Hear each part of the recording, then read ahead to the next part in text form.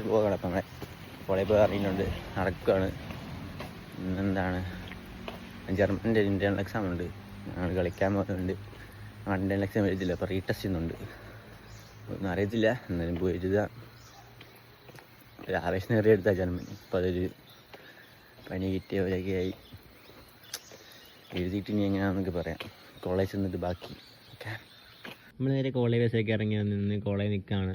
പിന്നെ നേരെ ക്ലാസ്സിലോട്ടങ്ങ് പോയി. പിന്നെ ക്ലാസ്സിൽ ഉണ്ടായിരുന്നു. എന്നിട്ട് പിന്നെ അപ്പോഴേക്കും കുറച്ച് കഴിയുമ്പോഴേക്കും ഇൻ്റർവെല്ലായി.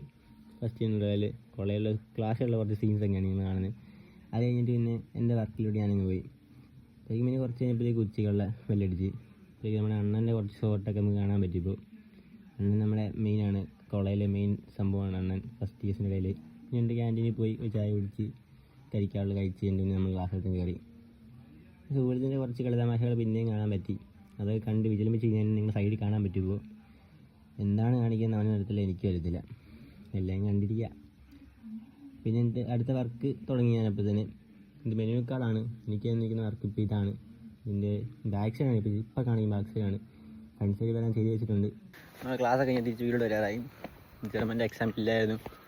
മറ്റേ പ്രസിഡൻ്റ് എന്തോ കോട്ടയത്തുകൊണ്ട് ജർമ്മൻ്റെ എക്സാം ഒന്നും ഇല്ലായിരുന്നു. അതുകൊണ്ട് BSc ഒക്കെ നേരത്തോട്ട് നമുക്ക് ജർമ്മൻ്റെ എക്സാം ഒന്നും ഇല്ലായിരുന്നു. അപ്പോൾ വീട്ടിലെത്താറായി. ഇനി day 2 നെക്സ്റ്റ് ഡേ കാണാം. ബൈ.